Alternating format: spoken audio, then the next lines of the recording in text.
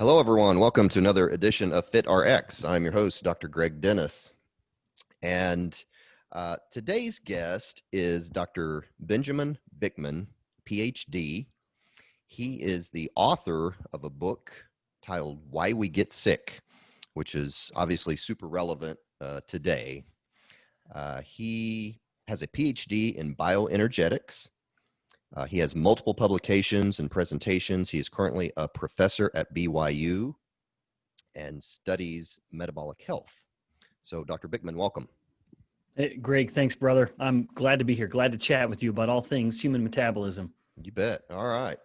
Well, so first, let's start off. Give us a little bit of background and just kind of tell us about your research and then kind of your motivation in writing this book. Yeah, my research interest is to better understand the origins and consequences of metabolic alterations or metabolic disruption. And really, that itself is that's definitely too vague of a term.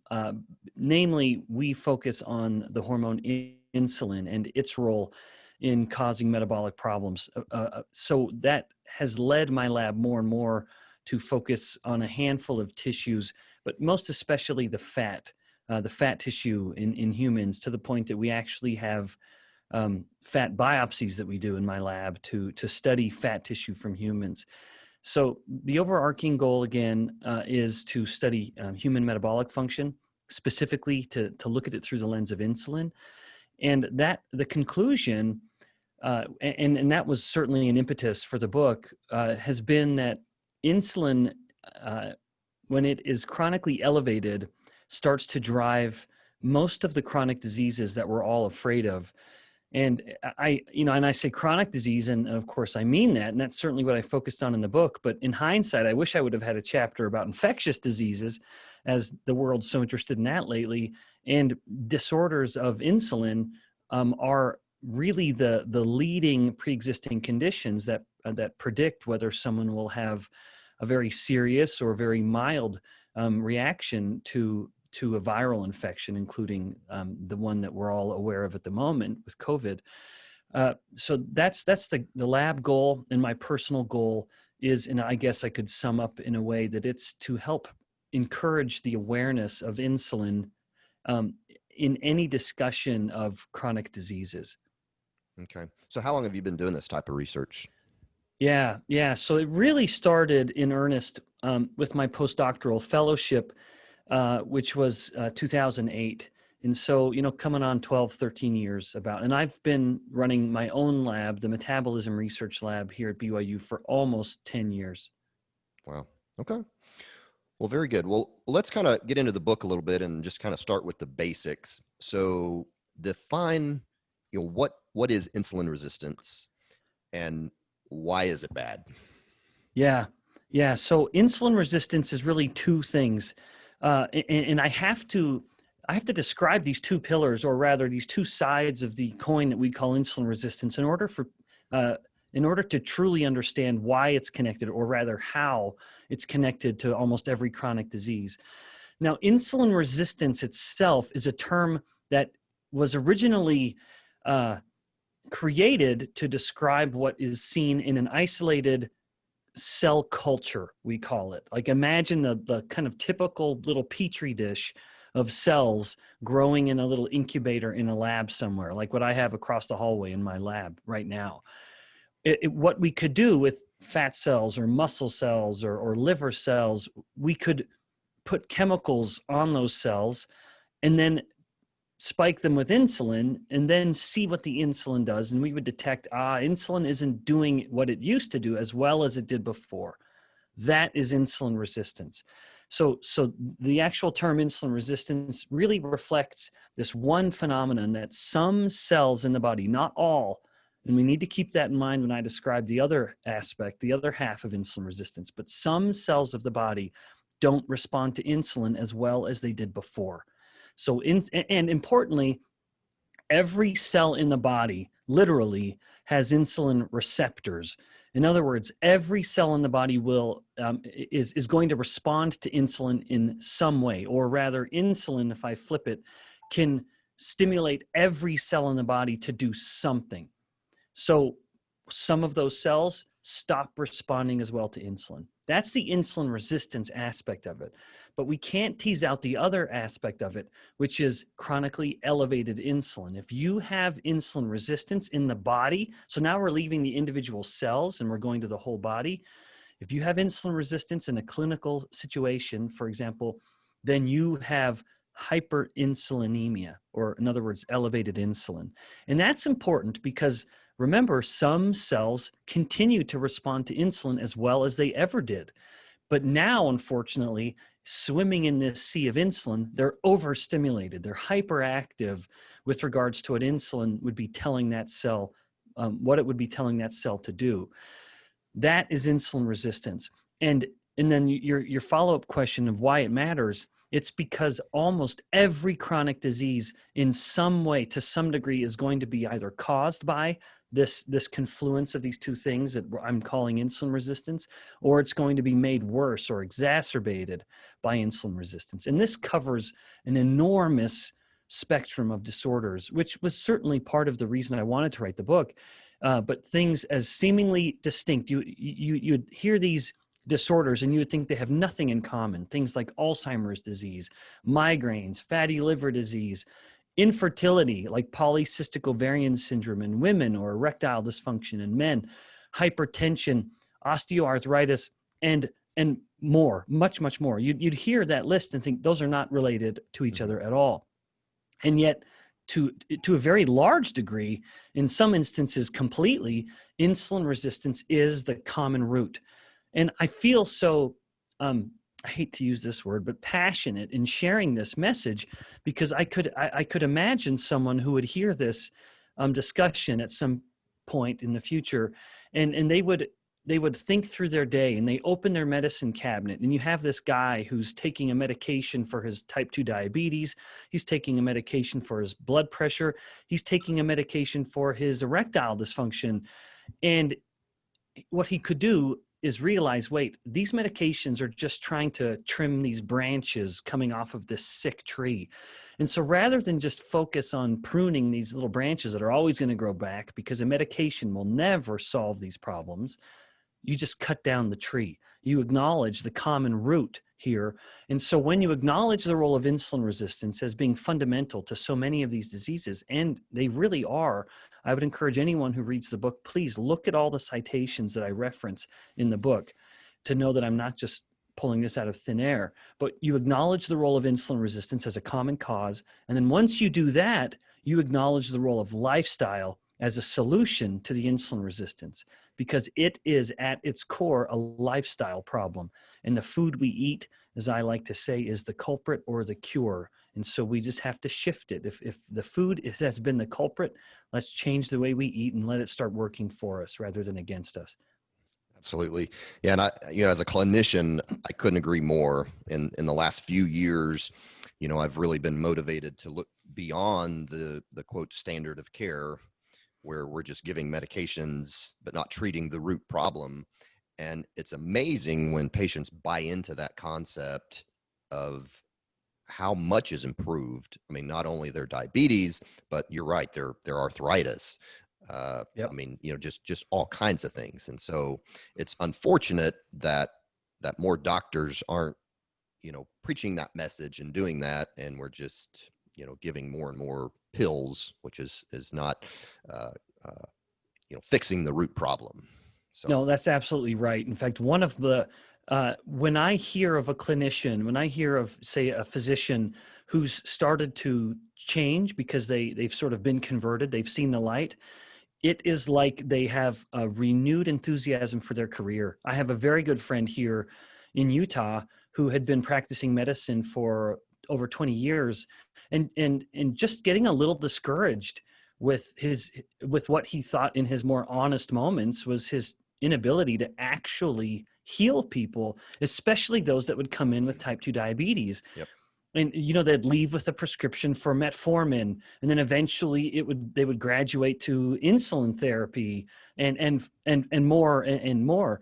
And the only follow-up visits with these individuals would be increasing the dose of the medication. But the problem with that paradigm is, for example, type 2 diabetes it is not caused by a lack of metformin. A lack of metformin is not the cause of this disease. So giving the drug, whatever the disease, isn't going to cure the problem. You have to take that more fundamental view, which is the drug will only treat a symptom. What's the cause? How can I address it? And so this friend of mine, Steve Barry, he's sort of flipped that switch and has, like I said, just a renewed enthusiasm. He is healing people, and that's a bit of a cliche word, but type 2 diabetes is classically looked at, which is fundamentally an insulin resistance problem. It's viewed as an irreversible problem. And yet what happens when a person comes back a few months later and there's zero clinical evidence of the disease? Well, that to me sounds like you've cured it. Absolutely. And that's me to a T. I started this journey several years ago. And I was doing kind of standard of care, and patients weren't getting any better. And so I just kind of started doing a deep dive, myself, and realizing all this stuff that you're talking about. And it's amazing, the transformation in patients. And so it absolutely has, it's made me excited again as a clinician that I can actually help people. And most of the time it's not through medicine. So let's talk about diabetes for a minute, because we're taught, I was taught in medical school and, everywhere, that once you get diabetes, you have it for life. You cannot cure diabetes. I have found that not to be the case as I'm, doing these kind of lifestyle modifications. And I read somewhere, I believe it was an endocrinologist, that said these beta cells, especially if we catch it early enough, they're just kind of de-differentiated. So they're not dead. And so they can, they can begin to work again. What would you say to all that? Yeah. In the case of type 2 diabetes, that is absolutely true. Our view on type 2 diabetes has gotten so skewed, and there's been such not irresponsible, but certainly vague language that has been used, whether out of ignorance or deliberately, to promote a different view of the disease that helps, that actually promotes the use of drugs as the solution. But the language that is used in type 2 diabetes is that your pancreas is burned out and now you aren't making enough insulin. The first part of that is absolutely false. There's no evidence at all that the pancreas has passed a point of no return. None. Indeed, there is, in fact, evidence to suggest, to whatever degree a type 2 diabetic may have lost some insulin-producing beta cells, and that is not at all a universal phenomenon within type 2 diabetes, not at all. But to whatever degree someone might have, in fact, developed a lower number of beta cells, there is a phenomenon, they can reverse it. There's this beta cell reversal. That this is not like type 1 diabetes, which is the person's immune system is constantly destroying the beta cells. Far, far, far from it. These are beta cells that have just, well, again, if it has happened at all in a type 2 diabetic, they've just stopped. And they can come back to life as needed. And there is, in fact, these recorded instances of beta cell reversal. However, that's the first part of the story that is commonly used with regards to type 2 diabetes, that your pancreas is burned out. And then the second part is that you don't have enough insulin. There is an ounce of truth to that, you don't have enough insulin, but that's a relative term, because what you cannot say about type 2 diabetes is that you don't have any insulin. It never goes to zero like it would in a type 1 diabetic. In reality, the timeline would look something like this. They started with this very low, modest level of insulin, like a healthy insulin-sensitive person has. It starts to climb over the years. And then, in fact, let me express it a different way. So here is insulin and here's glucose. And the insulin, because of their diet, they're getting more and more insulin resistant. And so even though their insulin is now multiples higher than it was before, but the insulin, it's not working as well, but it's working well enough that it can keep glucose normal. And this is why so often when we look at type 2 diabetes as a glucose disease, we don't diagnose it until a decade or so later than we could have, because it's only once the body becomes so resistant to its own insulin, and maybe in some people the insulin starts to come down a bit, but never goes back to as low as it was. Never. It might come down a bit though, but it's still multiples higher than it was before. Now the glucose starts to climb, and then we detect the problem.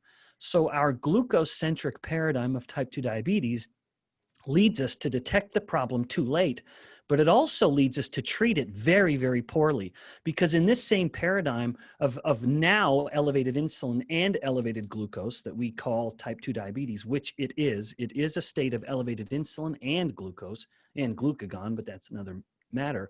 The clinician will say, the clinician will have no regard for the insulin. Yep. They will just be looking at the glucose. And in a moment of true scientific and biomedical tragedy, they will say, let's just push your insulin up even higher by giving you insulin secretagogue medications like sulfonylureas, or outright give you insulin, exogenous insulin, and then we'll push the insulin to super physiological levels higher than it ever was before. And that is enough to overcome the insulin resistance, at least for a time. And we've reached our clinical goal, which is to lower your glucose. But the tragedy in that paradigm is that when we give a type 2 diabetic an insulin therapy, they get fatter and sicker than they were before. And the more we push up the insulin to keep the glucose in check, they become 3 times more likely to die from heart disease and twice as likely to die from cancer. And they'll typically gain about 20 pounds in the first 6 months of insulin therapy. So this is not, so we end up killing them, but we do so with great glycemic control. It's not a glucose disease. It's a disease of hyperinsulinemia. And so putting the insulin even higher is the worst thing we can do. And the analogy I use in the book is just so good, so I got to come back to it.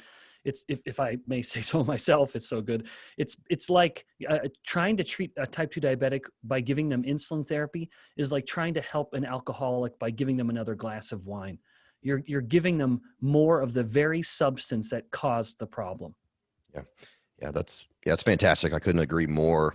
Kind of my I guess trophy case that I've talked about on this podcast before is a guy who had an A1C of 14.5.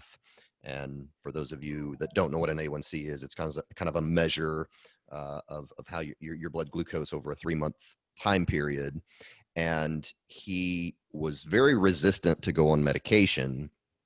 And so he was very open to my suggestions about significantly changing his diet, doing a lower carb type of a diet, some intermittent fasting. And so anyways, I let him try. And I was even skeptical with an A1C that high. And I told him to come back in 3 months. So he came back in 4. And when he came back, he had done everything that I told him to the T. His A1C was 4.5. Oh my goodness. It dropped 10 points. His insulin levels were normal, whereas before, obviously, his insulin levels were very high. Yeah. So he cured his diabetes. That's exactly right. We don't have to, but you cannot. I appreciate conventional thinking and with conventional clinical medicine when they say that type 2 diabetes is irreversible, because if you're using drugs to try to do that, nope, never. Yep. You'll never solve the problem. You'll only ever have to be taking more and more drugs, which is, and I don't mean to sound cynical, but that is a wonderful way to continue to sell drugs, which is all some people would care about, unfortunately. But that's a little beside the point. But the reality is, if you address the actual root of the problem, a lifestyle, namely a lifestyle solution, you cure the disorder in this case. Yeah. And I've done a whole podcast on, I guess, how our standard of medicine is coerced by big pharma. And, the more I learn about that, the more disturbing it is. But, that's a whole nother topic. Yeah. Yeah. But we see eye to eye in that regard. Perfect. Okay. So why are we as clinicians not taught to check fasting insulin levels? I have started doing that personally, and you're absolutely right. You will see high insulin levels a lot of times before the glucose goes up. And so you can begin to talk to a patient about, reversing, or lowering those insulin levels. But why do you think the standard medical community is not taught that? Yeah. I'm inclined to be charitable or compassionate in this regard, because a physician only knows what he or she has been taught. Now, and I don't mean that in a sort of, I genuinely don't mean that in a derogatory way, as if, well, they're too ignorant to learn something on their own. Not at all. Of course, far, far from it. These are very intelligent, very capable people. Sure. But if they haven't had this concept introduced to them one way or another, whether in a formal classroom setting or a podcast that sort of plants the seed, if you will, it's not fair to for those of us that sort of see things the way we do to expect them to see it the same way. Now, I think historically why insulin hasn't a focus on insulin hasn't worked its way into conventional curricula of undergraduate or graduate education in the realm of medicine.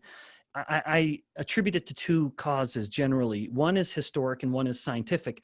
Historically, the most obvious symptom of diabetes, type 1, type 2 even, but type 1 was, of course, historically much more relevant insofar as type 2 was so uncommon. But the most obvious manifestation of the disease was itself a manifestation of the hyperglycemia, and that is the polyuria, the excess urine production. The person's urinating all the time, liters and liters of urine per day. And indeed, that is where the word diabetes comes from. We say diabetes because of the urine production. And that is itself a result of the hyperglycemia, because the glucose levels get so high, up into the 200s or so, and that or beyond. But once it gets to that point, we've passed a threshold where the kidneys can no longer keep all that glucose in the blood. And now the kidneys are draining this glucose into the urine, and that glucose is pulling a lot of water from the blood with it. And thus the person is urinating a lot. And that's where you'd see the flies coming to the urine or the dog licking the urine, which is why we added on that other term, mellitus, to refer to the fact that the glucose was enriched within the urine. So historically, I think we can see some rationale for the glucose-centric paradigm. And then scientifically, we also can, because historically, it was much easier to measure glucose. Even to this day, we've been able to measure glucose from human blood for decades longer than we have ever been able to measure insulin. And to the point nowadays where we can do it with a single little drop of blood in the convenience of our own home with a glucometer. You cannot do that with insulin. Insulin was only measured within the past few decades, and most assays to this day that measure insulin need radiation approval to do it, because they'll do what's called a radioimmunoassay. That's one of the most affordable ways of measuring insulin. And so the scientific hurdles are very real, which is, again, at its simplest, you could be in a doctor's office, do a finger prick, put a glucose strip onto it, boom, you got your glucose number, you're done. But if you want to get your insulin measured, you need a full blood draw. And you send that blood draw to the lab, and you've got to make sure that box is checked. You got to make sure that the patient's insurance will pay for the insulin, which many won't, or that the patient is alternatively prepared to pay that expense out of pocket, or the clinic is prepared to suck that cost. Mm-hmm. But one way or another, it doesn't negate the fact that there are some hurdles. So historically, scientifically, I think we can be compassionate when we wonder, boy, why do we continue to be obsessed with glucose, and why are we ignoring insulin? I think those are very genuine hurdles. But I would also now say that it's becoming less and less forgivable as we learn more, and as the ability to measure insulin has become so much simpler. I think we are past due to start making this transition and appreciate glucose. It certainly has a predictive diagnostic value. I'm not ignoring that fact. It on its own is a pathogenic molecule, but it pales in comparison to the pathogenicity of chronically elevated insulin. No comparison whatsoever. So we are past due. We need to start to make this shift back. And indeed, Greg, one of the main reasons I'm interested in doing podcasts is that one takeaway, especially a guy like you, and with what I presume to be much of your audience operating in the biomedical field. We have to put insulin on this in our sights. We have to start zeroing on insulin. Like I mentioned earlier, the longer we don't do this, we keep our view focused on something else, the worse we're going to be detecting problems. Yeah, for sure. One of my motivations of doing this podcast is to get the message out to doctors. Now, I know a lot of my patients listen to this, but I'm hoping that doctors will have a light bulb moment, as I did several years ago, that this conventional medicine that we're doing is not making people better. Yeah, that's right. So most people are familiar with insulin as it pertains to diabetes, but you go in depth in your book about how insulin causes or affects all kinds of other diseases. So just talk a little bit more about that. You mentioned Alzheimer's and other things. So just talk about what else high insulin levels do. Yeah. So one of the reasons I didn't put the word insulin resistance in the title of my book, which that is certainly the focus of the book. So I ought to have been justified in calling it a book about, the title could have been a book about insulin resistance, but no one would have bought it because they only would have thought it was relevant to diabetes. Mm-hmm. And I definitely wanted, that's part of the frustration, right? It's me trying to take insulin outside of just being relevant to diabetes in clinical conversations and allowing people to see its true scope. So insulin does definitely, it's most certainly affects glucose. It's one of the most powerful signals to lower blood glucose. And thank heavens we have it. The absence of insulin is lethal, partly because the person would have chronically, vastly elevated glucose levels, and that is dangerous. And it can lead to a coma and death, not even over that long of a period of time. So you eat a starchy, sugary meal, glucose levels will spike up. And if it stays too high for too long, that's unhealthy and even lethal.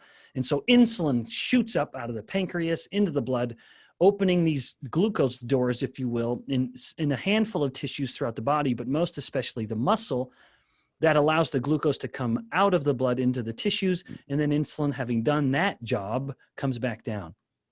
That's typically the only job people believe insulin has. And of course, that's very, very far from the truth. Insulin actually only stimulates glucose uptake into a very few tissues: fat cells, muscle cells, the heart, and to some degree, the brain. At every other cell in the body, literally every other cell that responds to insulin, doesn't have anything to do with glucose uptake. The theme of insulin throughout the body at every cell is, perhaps I could say that it tells cells what to do with energy. And to get a little more specific, it will tell cells what to do with nutrients, with the kind of base building blocks of nutrients, glucose, amino acids, and fatty acids, and then tell the cell what to do with those things. Not that it necessarily will stimulate the uptake, although to various degrees it does. It does drive, in some instances, the movement of those nutrients from the blood into the cell. But even in tissues where it doesn't stimulate the uptake, it still tells the cells what to do. Like, for example, the liver. The liver does not need insulin for glucose uptake. The glucose can just come rushing into the liver on its own. It does not need insulin as a mediator. But nevertheless, when insulin is high, as glucose is high, it tells the liver what to do with that glucose, namely to store it as glycogen. It tells the liver what to do with the fat that it just took in, with the amino acids that it just took in. So again, the theme of insulin is to tell a cell what to do with energy. And then we start to see this reflected to varying degrees across certain pathologies. Like with Alzheimer's disease, as the brain has become insulin resistant, it now cannot get enough glucose to meet its energetic needs. And as the blood vessels become insulin resistant, now they don't get this signal to produce nitric oxide. And so they don't dilate as well, and they stay constricted, causing that being one of the main causes of hypertension. And then other diseases have nothing to do with the kind of anabolic effect of insulin, but more of just highlighting the variety of insulin's effects. Like, for example, the theca cells of the ovaries. The theca cells have a very unique job. Those are the steroid-producing cells of a woman's ovaries. And the theca cells have an enzyme in them called aromatase. And aromatase will mediate the conversion of testosterone into the estrogens. Of course, estrogen is a sort of small little family of hormones itself.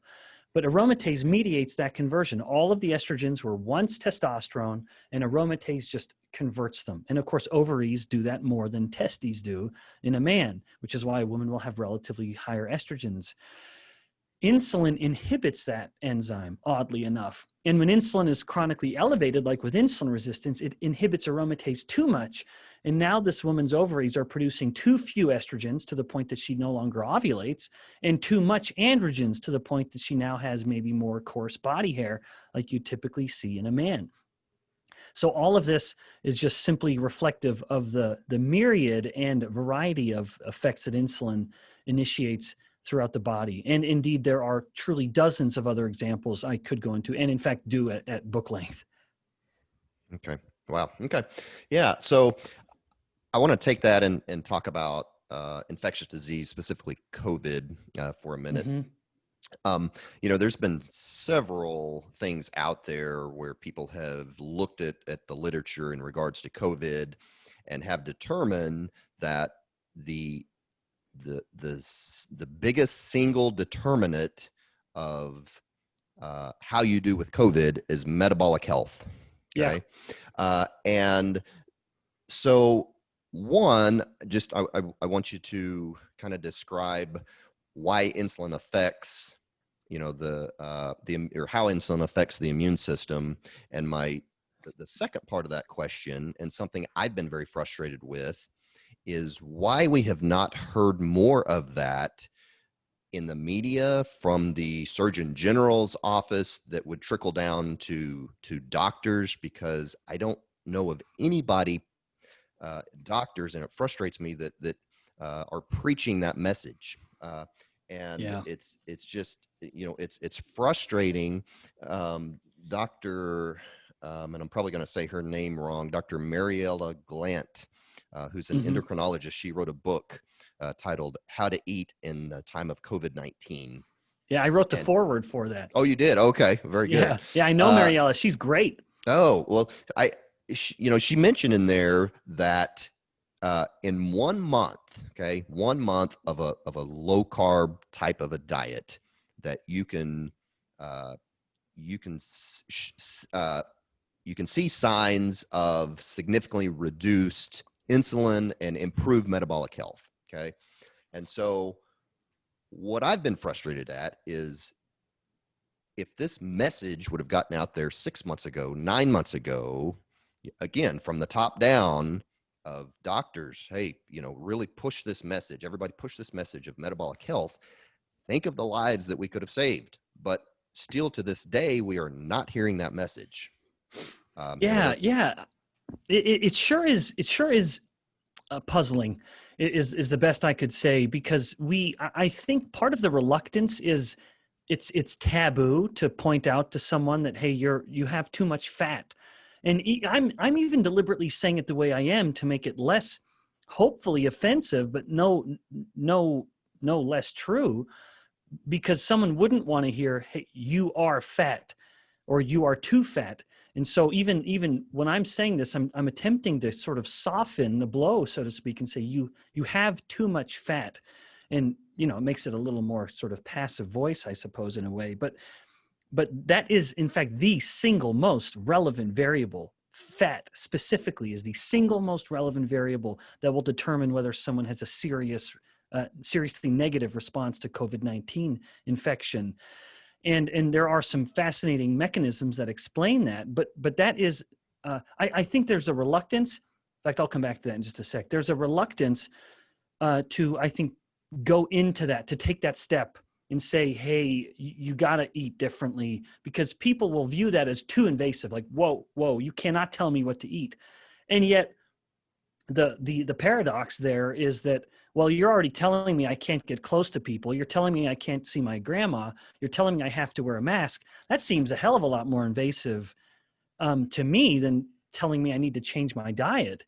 But nevertheless, we've drawn that line. We've clearly drawn that line where no one is willing to focus on. Very, very few people are willing to highlight the role of metabolic health as an underlying, as the relevant underlying pre-existing condition in its, in its various ways, and rather they would just focus on these social distancing measures, which I'm not criticizing those.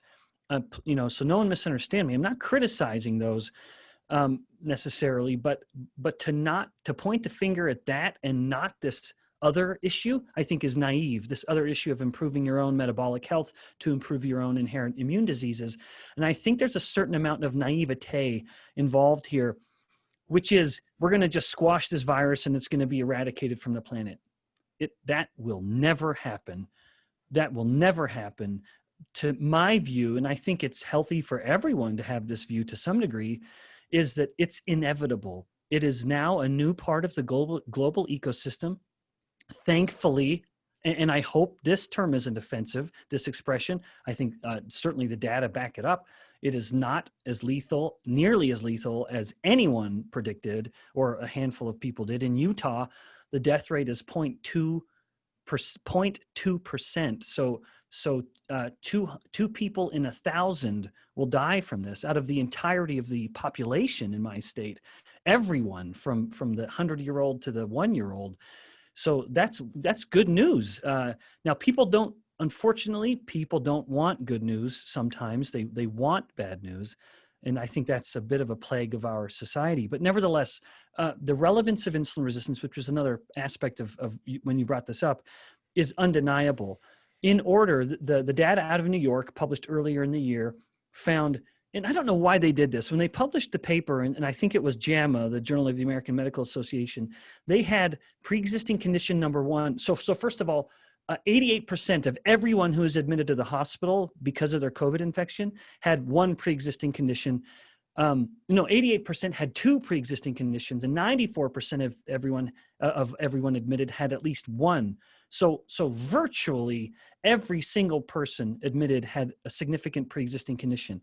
And as they outlined it in the study, pre-existing condition number one was heart disease. Number two was obesity. Number three was diabetes. Number four was morbid obesity.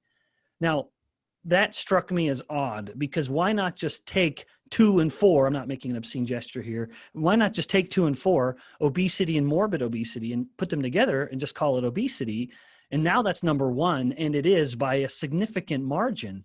So obesity is pre-existing condition number one. And then heart disease and diabetes, all of these are disorders related to insulin. They are all certainly metabolic or cardiometabolic, if we want to say that, conditions. And the relevance of the fat tissue is fascinating. And very, very briefly, because I'm not an immunologist, but I know enough to say this, a virus is unique in that it is a small particle. It is not a viable cell on its own, which like a bacteria. If someone has a bacterial infection, each individual bacterium is its own cell and it's just multiplying itself. A virus is a particle that needs to get into a cell. And once it has infected that cell, it hijacks the cell and turns it into a factory to produce more of its own viral particles. So again, the first step is that the first step is the virus particle has to get into the blood beyond the mucous membrane, which is one layer of defense in and of itself. But regardless of that, assuming that the viral particle is in the blood, it has to get into a cell to truly infect the body. And fat cells take in that COVID-19 particle more than just about any cell. It has a higher expression of these little doorways, these co-receptors called ACE2, than almost any other cell in the body does. And by mass, the fat tissue is the highest expressor of these co-receptors for COVID-19. And so having more fat tissue means you have more of these factories, these potential factories for COVID to hijack, to infect and take over. And additionally, when fat cells have become infected, they are very good at producing pro-inflammatory cytokines, including those that will promote blood clotting, which is a problem with COVID-19 infection. Part of the lethality is the clotting. And so we have this excess fat tissue, and all we've done is expand or even help out COVID-19's ability to infect and wreak havoc on the body. Yeah. And I think this virus has been a wake-up call, as it's exposed how unhealthy we are in America. Um, Not that we shouldn't have known that already. I mean, almost everything is going up, heart disease, cancer, despite Yep. the advances in medicine. But yeah, it's really exposed how sick we are. And I, I certainly don't want to diminish those that have been affected by COVID. I recently Yeah. lost a colleague and a friend to COVID. And so that's why I'm so passionate about this. And I'm passionate about, doctors, if you're listening, just, man, start checking fasting insulin levels. Learn, as I did. You have to look outside of, the American Heart Association recommendations on diet. Yes. And learn what to tell your patients and how to get them healthier. I mean, it's up to us as clinicians to spread this message, and let's get people healthier. Yeah, yeah, and be prepared to don't shy away from the potential awkwardness of that conversation when it's a patient who, now easy for me to say, right? I'm not a clinician at all, but um, I appreciate this, that there is that boundary that some people might not want to step over, which is to say to the individual, you and your body type, um, as a result, which is a result of whatever decisions you've been making, may be increasing or reducing your risk of the seriousness of the infection. Yeah. And as I've learned over the years, just how much diet can improve everything, as you've been saying, and as you talk about in the book, the decreased risk of Alzheimer's and arthritis, not to mention weight, and heart disease and all those things. Yeah, to me, it's an easy conversation, because I just say, look, I'm not doing you any favors if I just prescribe you another medicine. If Yeah. you truly want to get better, this is what you got to do. Now, not everybody buys into it, but at least Yep. I've done my part. So Yeah, some people just want the simplicity of a pill that's right. and consequences be damned. And I get it. That's unfortunate. And as much as you and I would describe some of the solutions to insulin resistance, they are simple, but that doesn't mean they're easy, because when you start changing someone's diet and their habits, you're really forcing some uncomfortable changes. Like your guy who responded so terrifically over the 4 months, lowering his HbA1c from 14 to 4.5. That is the kind of guy who was ready to do it. A lot of people aren't. Yeah. Yeah. So let's go into that, because that's going to be, everybody's question is, okay, how do we fix this? We're very sick, obviously, in America. A lot of people, high percentage of people have insulin resistance. So how do we fix it? Yeah. Yeah. So to fix it, we would need to understand, well, what caused it in the first place. And then this conversation could be quite, longer than it needs to be. So I'll focus on what I believe is the most relevant, and that is lowering insulin. Like I'd mentioned earlier, insulin resistance is um, unavoidably connected to hyperinsulinemia. Indeed, hyperinsulinemia is one of the key causes. So whether it's treating little individual cells with elevated insulin, or whether it's humans and we increase their insulin, chronically elevated insulin is a cause of insulin resistance. And I submit that it's the strongest, most relevant. And so the solution then is lower the insulin. And it is simple, but again, not easy when we start changing diet. And I believe there are kind of four pillars, or four legs to this stool, upon which insulin resistance is built. And so in improving insulin sensitivity, lowering insulin. The first one is control carbohydrates. And that doesn't mean don't eat any, although a human can thrive without eating any. But nevertheless, I just mean be smart about it. Cut out the starchiest fruits, vegetables, and certainly grains, or diminish them greatly in the diet. And then avoid sugar, of course. That's obvious. But again, easier said than done. I get it. But focus on fruits and vegetables, and eat them, don't drink them. That's maybe the simplest and kind of high impact version of that. So control carbohydrates. And that is meaningful, because we've been told that the bulk of all of our diets the majority of our diets should be carbohydrates. And I think that is an absolute travesty. And I think it is an unscientific approach. 100%. Deeply. Yeah. 100%. And second, prioritize protein. Make sure you're eating enough protein to support satiety, because protein is very good at telling your body you're full, and to sustain your lean mass, even maybe grow it, your muscle and your bone. And this is a delicate thing to say, I know. Unfortunately, it must be animal source protein. Plant source protein is not sufficient. We are not meant to get our protein from plants. That is not only reflected in nature, because there's no meaningful source of protein from any plant, but we end up creating other problems when we're trying to get our protein from, say, peas. Peas are so deficient in protein that we have to take, say, 1,000 peas and distill them, refine them to get a serving of protein.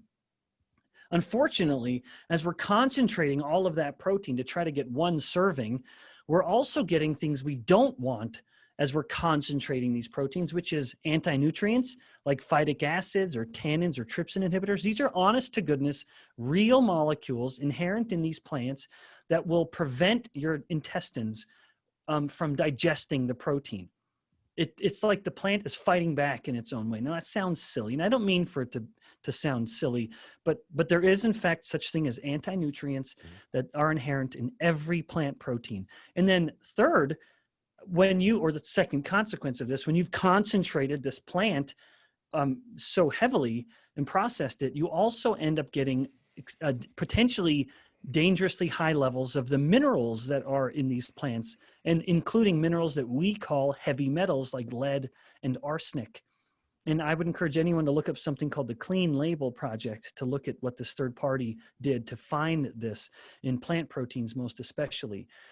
So prioritize protein, make sure you're getting enough, but get it from animal sources. That might be uncomfortable for some, but that's a whole other topic. If people have a sort of moral, ethical dilemma, I'd say, well, you kill more animals overall by eating soybeans and peas because of the farming practices than you do from ranching or animal-based practices.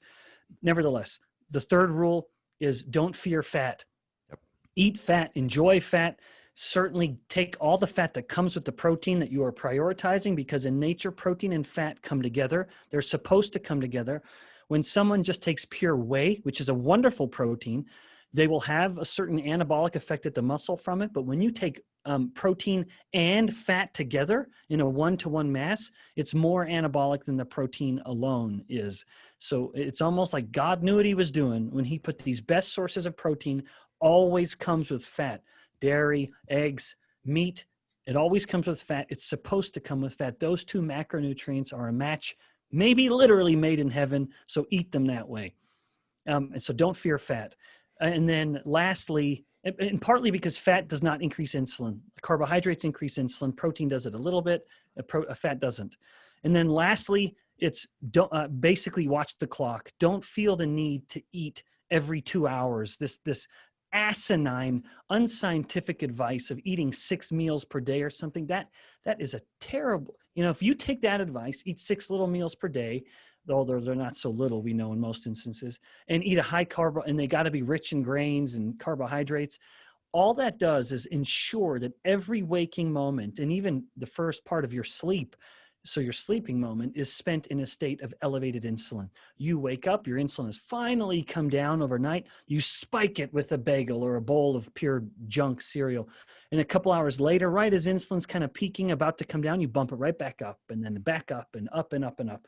The person has spent all that time in a state of elevated insulin. That is a wonderful way to cause insulin resistance. So take a break. Don't feel the need to eat so often. Start fasting either through dinner or through breakfast some days a week. Sometimes do a 24-hour fast, but just give your body a break. You will be shocked at how good you feel. Yep. Great advice. Yep. And that's, we're on the same page with everything you just said. I even, when I'm in clinic, I show patients a graph that when they eat any kind of a carbohydrate, whether it's a so-called good carbohydrate like a fruit, the glucose is going to go up. So is the insulin level. When you eat a protein, like you just said, it goes up a little bit. When you eat fat, it hardly does anything. And That's so right. especially if someone's insulin resistant and they're trying to reverse that, then it just makes sense that the majority of the calories need to be from fat and protein. And that's just a foreign concept. But Yeah. anyway, so that's what I try to push with some intermittent fasting, because I think that helps the insulin sensitivity. Yep, it does. And you talked about meat. I couldn't agree more. I don't know if you know Dr. Sean Baker, who wrote I the. know him well. He's a Yeah. friend. Okay, so Yep. I just interviewed him. The podcast hadn't come out yet. I think it was just last week I interviewed him, and so he obviously he wrote a book, The Carnivore Diet, and Yep. and I Yeah, he is great. He's a great yeah. advocate of that. Yeah, it's radical to a lot of people. I actually think not that everybody has to eat that way, but the more I learn about it, it's actually a pretty healthy way to eat. So Yeah, I will say when I first heard of it, I thought, boy, this sounds extreme. But yeah, scientifically, I could acknowledge that there is no such thing as an essential carbohydrate, so a person could theoretically thrive. I feel compelled to say the number of people I've seen improve what seemed to be irreversible autoimmune diseases like gut disorders and skin disorders in particular, those two those two in particular, problems of the gut and skin are totally resolved, and they are, so these kind of carnivore people really are, including Sean and others that I know even locally, are some of the strongest. Really, they are like the paradigm of health and fitness. yeah, They are robust, healthy people. And I, so even just based on these anecdotes, because there's not hard and fast clinical data yet, it's hard for me to ignore. yeah. And there's thousands of testimonials of Yep. people reversing autoimmune disease and stuff, on Yep. this type of a diet. So That's right. yeah, well, very good.